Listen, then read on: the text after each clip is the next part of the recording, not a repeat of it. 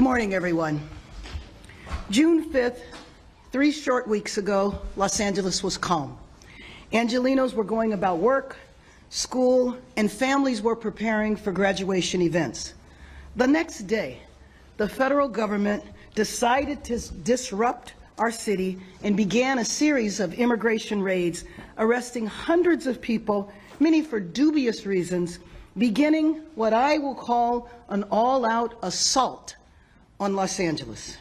First the raids, then randomly grabbing people off the streets, chasing Angelenos through parking lots, sending in federalized troops to stand idle, protecting 2 buildings, and having U.S. Marines trained to fight the enemy abroad, stationed here and caravanning around town, intimidating Angelenos, creating a sense of fear and terror in our city. Families missing graduations, people afraid to go to work and school, businesses unable to open, and inflicting a serious blow to our local economy. And in addition to that, initiating investigations led by Republicans in Congress, the Secretary of Transportation, requesting documents and communications with the implication that the mayor's office and the city was either negligent or complicit in the protests and the vandalism that was falsely portrayed as citywide riots, and now filing a lawsuit against the city. Again, this is essentially an all-out assault against Los Angeles. The lawsuit is an attempt to overturn the will of the city, calling for a halt to long-standing policy to protect immigrant Angelenos. We are a city of immigrants who have had policies in place for decades. Ironically, originally, the law was for public safety, so the newly arrived immigrant population that was being preyed on by criminals would feel safe in reporting crimes to law enforcement. As the city attorney said yesterday, our city remains committed to standing up for our constitutional rights and the rights of our residents. We will defend our ordinance and continue to defend policies that reflect the long-standing values of our city. We know that Los Angeles is the test case, and we will stand strong. And we do so because the people snatched off city streets and chased through parking lots are our coworkers, our neighbors, our family members, and they are Angelenos. Let me be clear, I personally won't be intimidated by these tactics. We will not be intimidated by these tactics. I will always protect Angelenos against the unwarranted and cruel actions of this administration.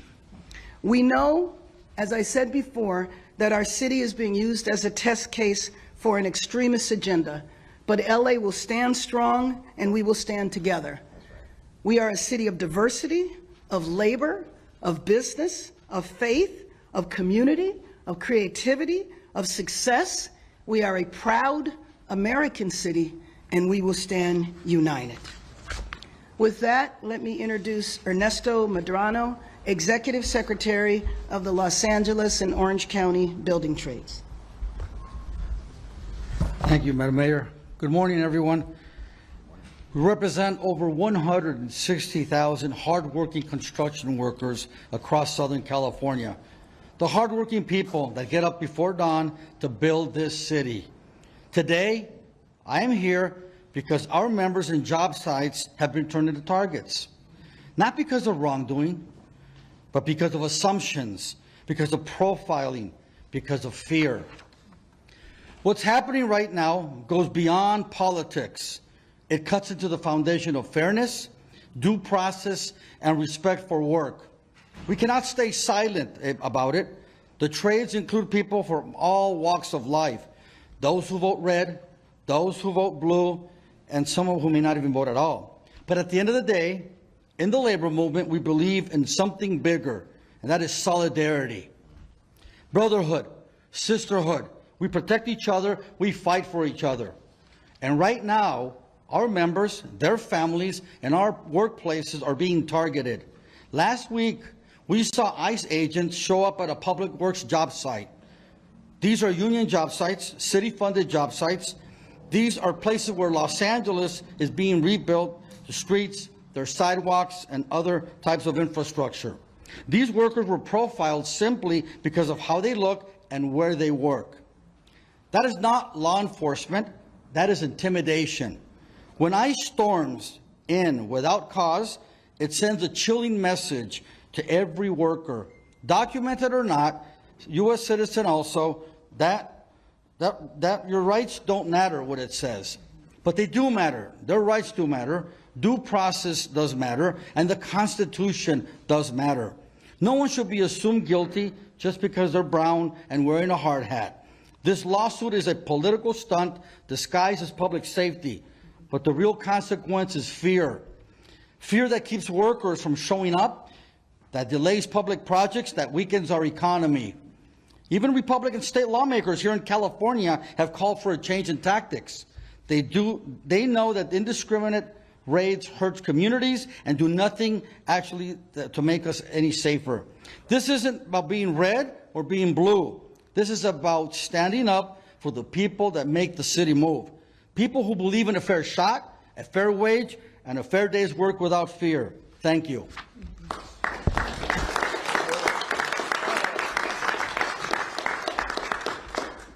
The political stunt has profound economic consequences.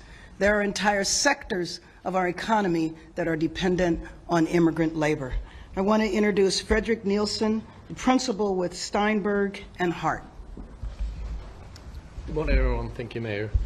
Yeah, I'm with Steinberg Hart, and we daily are reminded about the struggle to get permits and approvals for much-needed housing in the city. And this action is going to further delay much-needed housing. I have colleagues from all scales of firms, from small landscaping firms to larger architecture firms like ours, where labor is feared to go into work. It's causing a lot of angst and causing bad morale in construction.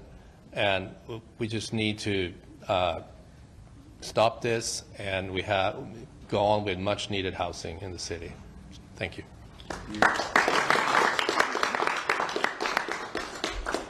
The political stunt with economic consequences is also a moral issue. I recount the wives that I met right after Father's Day whose husbands did not come home, and they had to explain to their children where were their fathers, when would they see them again.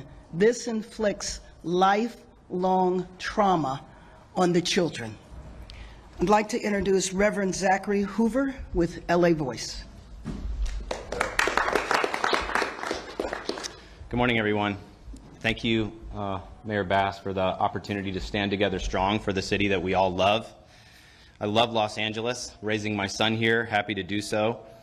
In the streets in recent weeks in our nonviolent protest, one song that we have been singing is one that comes from both Christian and Hebrew scriptures. Lord, prepare me to be a sanctuary. The call is a moral call. It's a call that asks all of us to not only make rooms in our own hearts for God, but doing so by always being welcoming to others, whether they come from a different neighborhood, a different religion, a different race, a different country, whatever it might be. That's the moral calling that we have. And frankly, that's a calling that we have seen alive in our country for many years in many different ways as we've continued to expand welcome to people, not just in Los Angeles, but across the United States. What does sanctuary mean besides this? That families and children feel safe, that workers feel safe, that people know that if they need to report a crime, they can, that people are free to work, worship, and play without fear. This is what we want for not just Los Angeles, but the nation as a whole. In recent weeks, from when I showed up with, Raquel Roman was already there, when we showed up and saw a family that had been, whose car had been hit by masked federal agents, flashbanged with a toddler and a child inside. And the man that they removed was a U.S. citizen. This is what is happening in Los Angeles. Or Job, whom we've seen on the news recently, who was detained at the Home Depot simply for being there, doing his job. He's a U.S. citizen, detained for 36 hours by the federal agents.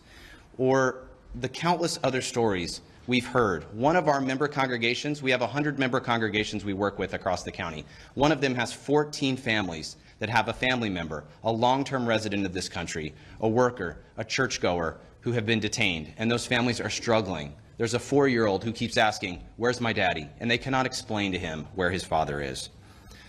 Today, we're also faced with the moral failure of this big bill. This bill that comes from the mouths of people saying they want to protect families in our country, but in fact, they are ripping away health care from people who need it most, reducing food assistance for our neighbors and our families and our friends, and saying that they're doing it for the good of our country, taking away school funding. And guess where those cuts are going?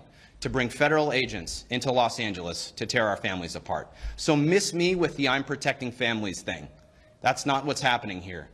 We expect Americans, we invite you wherever you are in this country. If you don't like what you're hearing about what's happening right now, you have to make your voices heard. And in particular, I want to speak to my fellow faith leaders, be you Christian, Muslim, Jewish, Sikh, whatever tradition you come from.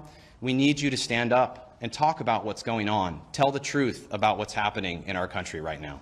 Thank you.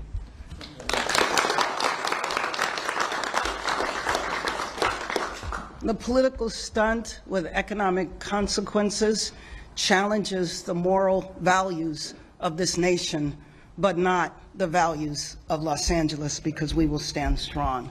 Rabbi Sharon Brous of ECAR.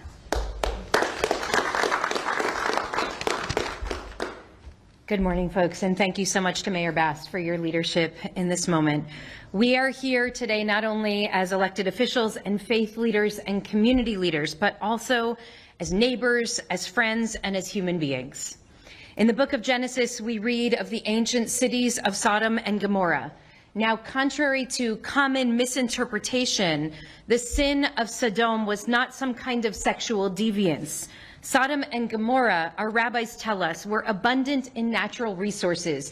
These were blooming oases in the middle of the desert.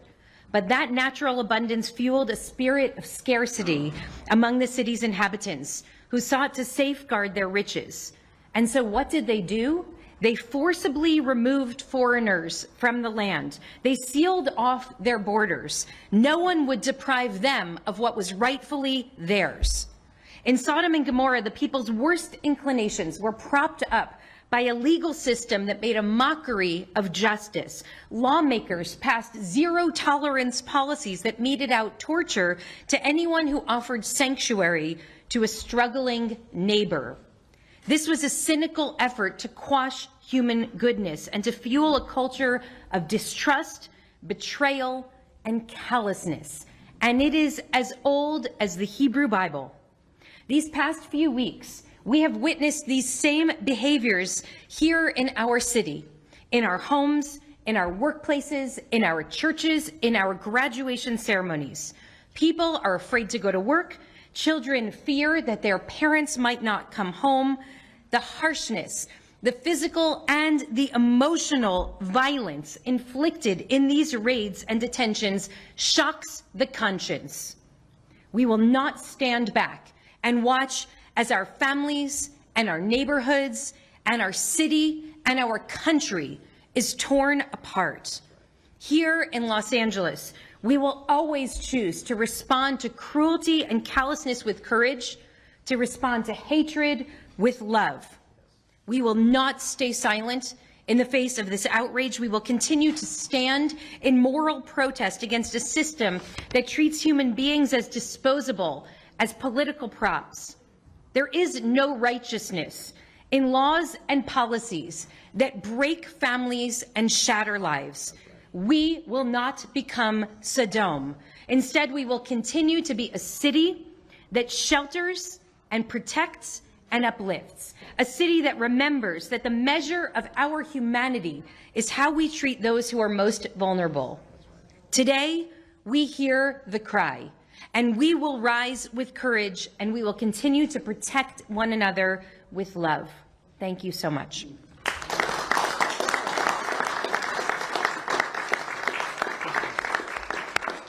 We can open up for questions now, and I'll ask Deputy Mayor to lead that. We'll start right here, and then we'll go to Dave. Mayor Bass with NBCLA. I My question is two-part. First, can you explicitly say how the city is responding to this lawsuit, and in turn, how the city is going to be able to afford to respond to it?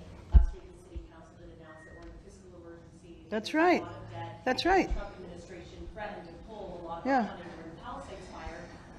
So, How does the cost of this weigh with the policy? Is there any chance that this policy could be revoked if it means that we Let- don't get any more funding? let me just say that, first of all, you're raising a very, very important issue in terms of the fiscal impact. And the fiscal impact began on June 6th, when the raid started. Because in the week after that, we spent $30 million on LAPD overtime and security-related expenses. $30 million that was unnecessary. You're asking how we're responding to the lawsuit. You know we just received a lawsuit yesterday. So attorneys are reviewing it. But it's still the same point. It's going to cost a lot of resources to defend the city in the lawsuit. But I also mentioned that it's not just the lawsuit. It's also the inquiries from the Government Oversight and Reform Committee in the House, the Secretary of Transportation, and what they are essentially doing is trying to lay a foundation. There was some complicity with the city government, and the protests that took place, especially in terms of the vandalism, which is ridiculous. A follow-up question from that. Should the federal government, should the Trump administration withdraw Los Angeles federal funding? Of course not. What the federal government should do is stay in Washington and remove the troops and do not have ICE raids in our city. That's what the federal government should do. Next. Next question to Dave and then to Macy. So, hi. The city council is scheduled to vote today to ask the city attorney to make suing the Trump administration a top priority over these immigration raids. A couple of other council members have said they want specifically to have the city sue to protect the Fourth Amendment rights of people living in Los Angeles. Do you support that? And where do you see your role in this lawsuit that is being prepared against? Well, first of all, I'm named in the lawsuit, so that is my role. They have determined my role. In terms of the actions that the city council is taking today, they're taking them today. So I have not had an opportunity to review what they're doing. I definitely support the city attorney participating in defending us and then in other lawsuits. For example, and it's been reported over and over again, we don't know who these masked men are. They're riding up and down the street, pulling people off the street, completely masked, wearing very dubious uniforms, not showing their ID. And so there is absolutely a push to allow that, to have that stop. Next. Macy and then Craig. Hi, Mayor. Question for you. I spoke with Bill Azalea yesterday, and he said people are being swept up because we have the cast broader net. That's because of California's policy. If the mayor didn't like it, she should have changed the law when she was in Congress, but she didn't do that. Well, I'm not even sure that's worth responding to. But anyway, I will tell you that in the 12 years I spent in Congress, I fought every year for comprehensive immigration reform and was very involved during family separation and authored my own legislation that unfortunately did not pass because of the Republican control of the Senate. So anyway, that's my response to that. Craig and then Francine. Mayor, I'd like to know, has LAPD changed its policy at all in responding to what oftentimes we're understanding starts 911 calls reporting an abduction when people are being taken away by people who appear to be federal agents. Yeah, So LAPD shows up. right. And do they have a procedure No, to verify if this is I understand. Fortunately, or unfortunately, that's only happened once. What you're referring to is what people saw as a kidnapping. And they called 911, and when the police showed up, they saw it was an immigration action, which again creates chaos and confusion. Because how did they know what? how did they know it was a legit immigration? Well, they knew it was an immigration action. Legit is another question up for debate. But when they got there, they saw people in the uniforms, and they saw them as federal agents. Beyond that, I don't know that. I don't know if they saw IDs. You know, sometimes they do have uniforms that say Custom Border Patrol. Oftentimes, they have uniforms that say things like police that look like they bought online. So it just depends on what the uniforms were that day, if there were. We're going to Francine and then Lila. Mayor Bass? Hi, Francine from the Christian Science Monitor. times yield opportunities for negotiation or common ground or behind-the-scenes work. I'm wondering if you're still in touch with the administration during this period, and you see any opportunity for common ground or some kind of compromise at this time. I'll tell you, the only opportunity I want to see is for those individuals to be returned to their families, for those fathers and mothers to return home. That's the opportunity I want to see. I'm gonna go Lila and then down in front. Yeah, that was my question too. Under what conditions would the city ever comply and compromise so there can be peace? Under what? Well, I think that that is an interesting question, because I'm not sure that the administration wants us to. I think they want the chaos. I think we're the petri dish for the nation. Basically, if the public will tolerate the federal seizure of state power, which is what they did in terms of taking the power away from Governor Newsom around the troops, whether or not, let's see, how far can we push the envelope? Will the American public tolerate Marines driving up and down the street? Well, follow-up, aren't you conflating immigration with the immigrants with undocumented? They are, absolutely. Well, I mean, we know it's not just people who are undocumented. We know that people who had their annual immigration check, they are here legally, they have papers, they're required to report in to immigration once a year. They show up and they get detained. We know that U.S. citizens have been detained. So it's basically indiscriminate. It's a wide net they have cast in order to meet Stephen Miller's quota of 3,000 people a day being detained around the nation. And I don't know how the other cities are faring, but I will tell you that mayors across the country are very concerned. I've been on Zoom calls with over 100 mayors looking at what is happening in LA. This is the test case, and we're going to pass the test. Down in front and then right here with the gray hoodie. We're gonna go down in front and then. Go ahead. Mayor Bass, Angelenos Spectrum, were you surprised to see the president, to see that this lawsuit against the city came out yesterday? And is there any risk that the city would stop being a sanctuary city? Well, let me just tell you, at this point, I'm kind of not surprised about anything coming out of the administration that continues to disrupt our city. Right here in the gray hoodie and then in the blue. Mayor Bass, do you have any plans in place to protect the city's financial stability in case federal funding is pulled? Well, that is something that we absolutely have to look at, and we are going to be doing a deep analysis to see how we would respond. What would the impact be if federal funding was pulled? But you can't govern the city that way. We have to function and move forward and do the best that we can given these circumstances. The irony is that we received a lot of help in the beginning with the fires, and then all of a sudden it was a dramatic change.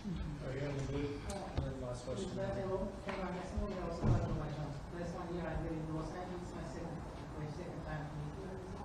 So my question about that will be very basic.